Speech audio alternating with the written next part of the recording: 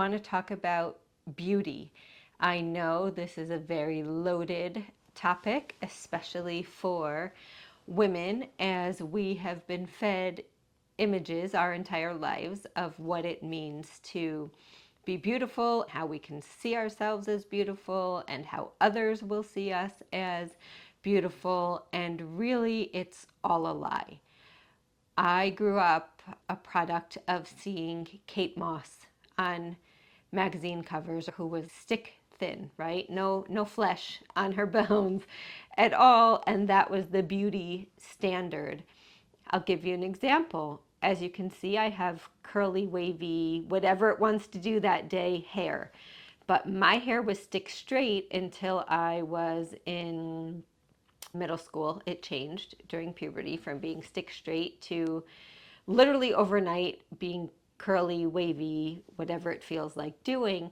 And the style when I was in middle school was to have your hair straight and parted on one side, but so that you could kind of like flap it from side to side. So it was parted, but you could move it either direction. And so I would wake up and straighten my hair, do that maybe twice a week, and then I wanted that flip style so that I could flip it either way. But when your hair isn't naturally straight and you're touching it a lot, it tends to just expand. So my hair never looked like the other girls in middle school that had the straight hair that could flip it from side to side and it stayed smooth and silky. Mine, if I started to mess with it, would get frizzy or wavy because it wanted to show up as it was. It didn't want to be told that it needed to be tamed. And I think that's a message a lot of women internalize about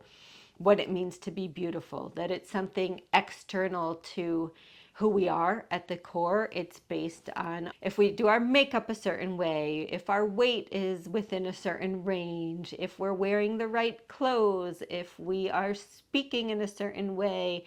Now I know people are really into their eyebrows being done and lip filler and face filler and Botox when to reach a certain age. And I think that for women who desire to alter their look cosmetically can do so. If we're talking about the 50s, what did women do? They cleaned their homes, they prepared meals, they got themselves all dolled up and ready with a cocktail on a tray to serve to their husband when he came home. And that was their role. And obviously things have changed a lot since then, but we're still living under this umbrella of your worth is connected to your beauty, which is connected to other people. That's troublesome because beauty, at least my definition of beauty, should be how you feel internally and how that expresses outwardly through how you show up in the world, what your energy feels like, how people relate to you, and not that you're serving others in any way, but in that you feel so good inside of yourself that you're able to share your radiance with everyone that you come in contact with. A Versace gown. That's something that I really wanted to touch on today, is the power that the businesses who are in the beauty industry, beauty, fashion, hair, makeup, all of it, have over us, because that's how they make their money. And they need to keep us hooked onto the newest, best, fastest, most beauty enhancing thing that they can, or else they're out of business. If all women were confident in who they are and how they look and how they show up in the world, I think the beauty industry would look very different than it does today. You get to choose what beauty means for you. And that seems like a radical thought to share. But the truth is, if you are always seeking to look younger, thinner, prettier, more on trend, you're on a hamster wheel that you'll never get off of. If you don't feel beautiful inside, you're missing the key element of what beauty truly is, which is feeling authentic, feeling whole and worthy within yourself, and letting that radiate outward from you. I'm sure you've been in a room with someone who feels magnetic to be around.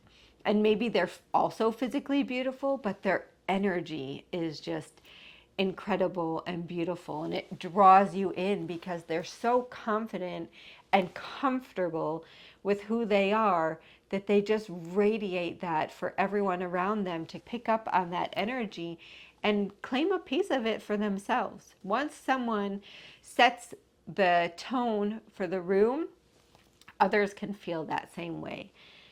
I love the example of once someone broke the 4-minute mile, then within a short amount of time, so many other people did it because they saw it was possible. They had permission to do the same thing.